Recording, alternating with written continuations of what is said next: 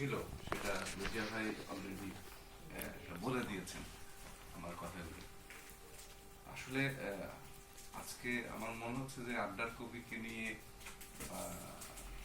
তার সম্পর্কে বলাটা আমার জন্য একটু দুরূহই, এই কারণে যে সত্য কথাগুলো আসলে সবসময় একটু কষ্টদায়ক হয়।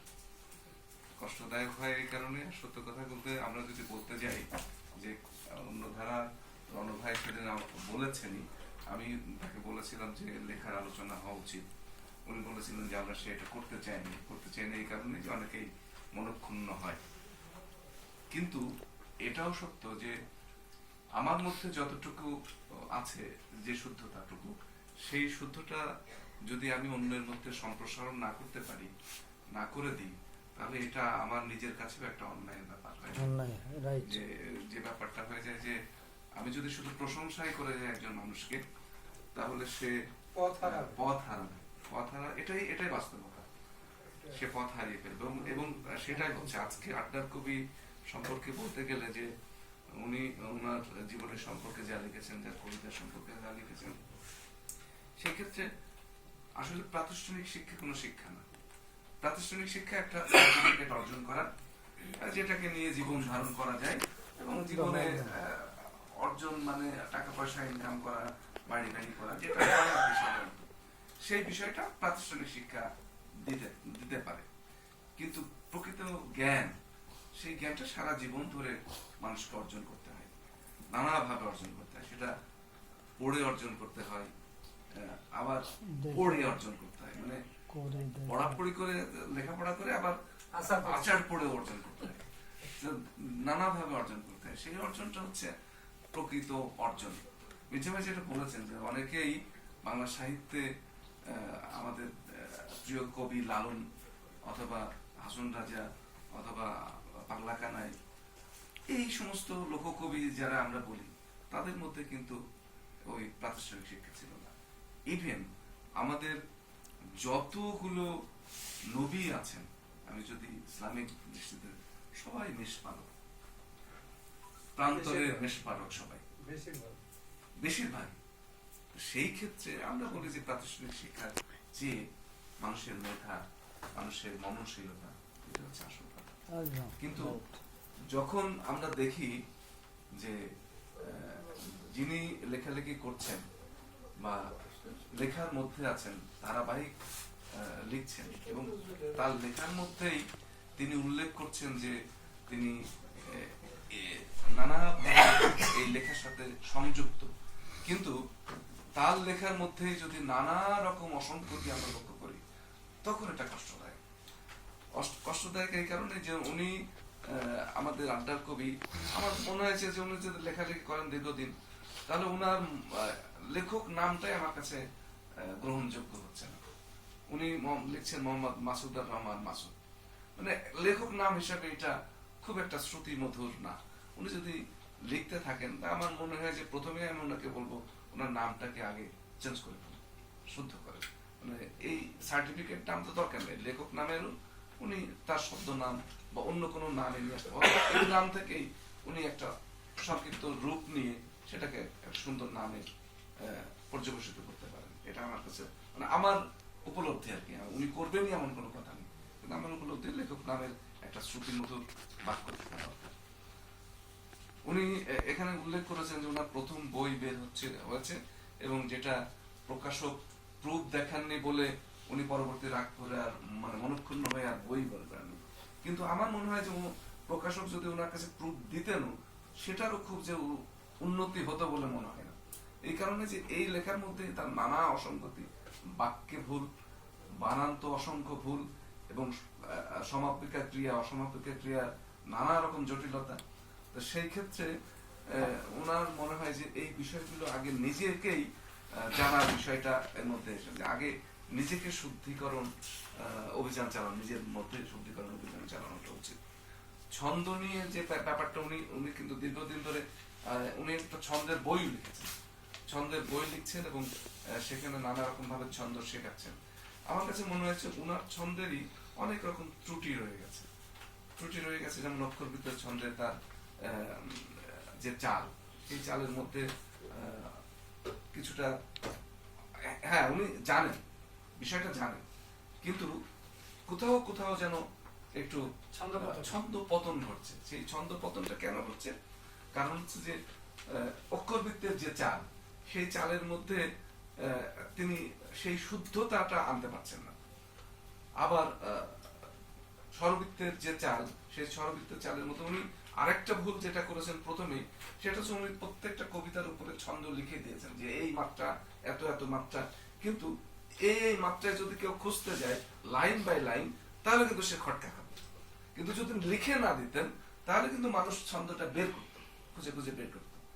তা আমি ওনাকে বলবো যে এরকম করে কোনো দরকার নেই। কবিতার বিষয়টা, ছন্দকে কোনো কবি তার কবিতার উপরে ছন্দের পর্ববিন্যাস লিখে দেন, মাত্রা লিখে দেন না। এইটা গবেষকের কাজ। যারা গবেষণা করবেন তারা খুঁজে নেবেন যে এই কবিতার ছন্দ কি, এই কবিতা কয় মাত্রা, এর চাল কেমন, এর ধরন কেমন, সেই বিষয়টা গবেষণা করে বের করবেন। কবির কাজ কবিতা লিখে দেওয়া।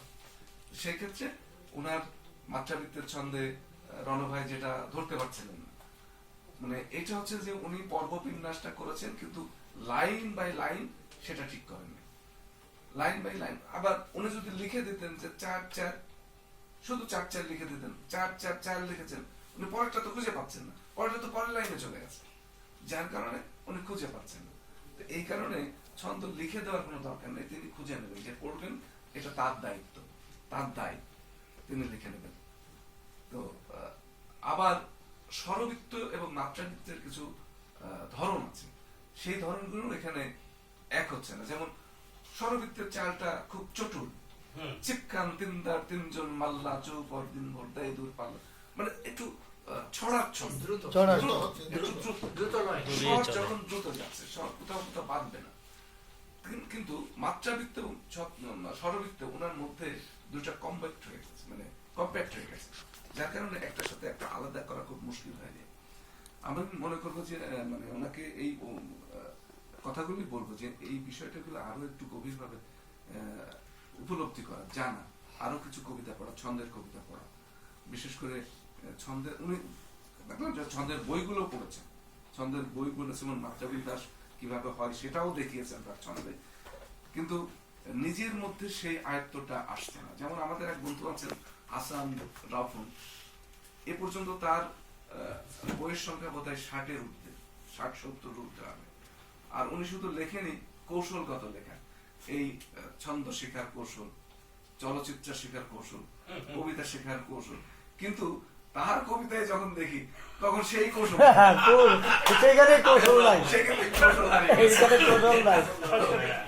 এই বিষয়গুলো অনেক সময় হয় যে নিজে জানে কিন্তু প্রয়োগ করতে যে সে নিজের মধ্যে হাসির ভাষায় বলি ডাক্তার নিজের রোগ সারাতে পারে না। এই বিষয়টা হচ্ছে এইরকম হয়েছে আমাদের মাসুদের ক্ষেত্রেও, যে নিজের বিষয় উনি অনেকে শেখাচ্ছেন, হয়তো অনেকেই বলছেন। আবার যে আরেকটা সর্বনাশের দিক হচ্ছে যে আমাদের এই যে অনলাইন গ্রুপগুলো, এটা মারাত্মক একটা সর্বনাশের বিষয়।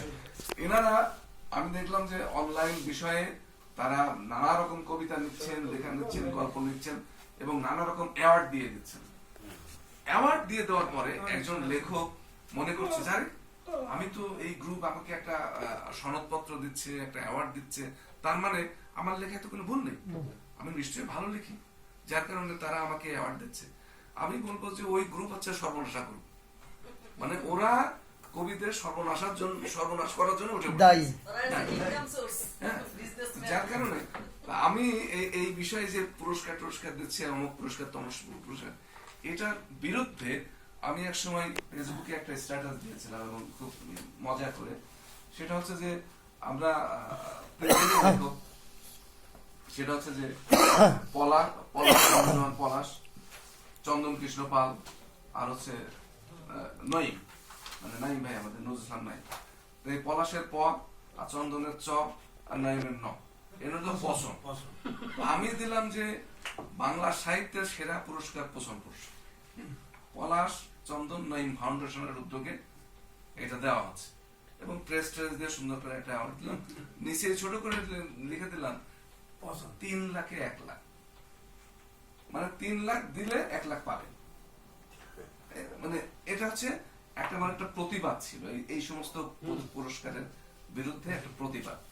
তো অনেকে এটা নিয়ে খুব মজা করেছিল এবং এটা দীর্ঘদিন ফেসবুকে খুব ঘাটাঘাটি। এখনো আমাকে অনেকে বলে যে কি খবর পছন্দ পুরস্কারের কি অবস্থা, আমি কেউ তো নিতে চাই না, দিব কাকে? 3 লাখ 1 লাখ 3 লাখ 3 লাখ 1 লাখ। তো এই অনলাইন গ্রুপগুলো আমি মনে করি যে এটার একটা খুব প্রতিভার পক্ষে ক্ষতিকর। তা আমরা কেউ আমাকে খুব প্রশংসা করলে আমরা সেই প্রশংসা নিয়ে খুব উদ্বেলিত হব না, উচ্ছ্বসিত হব না। সেটাকে নিয়ে আমি একটু চিন্তা করবো যে এই প্রশংসা পাওয়ার যোগ্য আমি কতটুকু এবং আমার কতটুকু হয়েছে। আমি নিজেকে না, আমাদের এক ভাই বললেন যে তিনি কোনো কিছুই পড়েন না এবং কোনো কিছুই, হ্যাঁ হতে পারে, এটা হতেই পারে, কারণ অনেকেই না পড়েও বিখ্যাত কবি হয়েছে। একসময় তো পাঠ ছিল না, প্রকৃতি প্রদত্ত প্রতিভা কিছু থাকে, সেটা তো সবার না, সবার ক্ষেত্রে সেটা, কিন্তু অর্জনটা হচ্ছে কাকে কাকে কষ্ট করে নিতে হয়। আর যে কষ্ট করে অর্জনটুকু করতে পারে তার সুখ, আত্মতৃপ্তিটা অনেক বেশি। তো সেই ক্ষেত্রে আমার মনে হয় যে আমরা কষ্ট করে পড়ে জেনে তারপরে আমরা অর্জনটুকু করি, তাহলে আমাদের জন্য সবচেয়ে ভালো। আর শিল্প কি, শিল্পটা হচ্ছে যে আমি আজকে আড্ডার কবির মাধ্যমে আমি আসলে কবিতা সম্পর্কেই বলতে চাচ্ছি যে আমরা কিন্তু জীবনানন্দ দাশের কবিতা পড়ি, দেখি জীবনানন্দ দাশের কবিতা সবাই বোঝে এই অর্থে যে পড়তে যখন যাই তখন মনে হয় যে এটা খুব সহজ কবিতা, কিন্তু আসলে কি জীবনানন্দের কবিতা সহজ? না না এতটা না সহজ? এর মধ্যে যে মিথের ব্যবহার, একটা মিথ অ্যানালাইসিস করতে গেলে একটা বই লেখা, একদম তাহলে একটা কবিতার মধ্যে তিনি যে কাজগুলো করে গেছেন সেই কাজগুলো এখনকার কবিতা বরং কঠিন, উত্তর আধুনিক কবিতা বরং কঠিন, কিন্তু জীবনানন্দ দাশের কবিতা অনেক সহজ কিন্তু অনেক বিশ্লেষণ ধর্মী। আমরা এখন একটা শব্দের সাথে সংযোগ করতে পারি না আরেকটা শব্দ, এবং সেখানে অনেক কিছু খুঁজে পাওয়া যায় না, অস্পৃশ্য।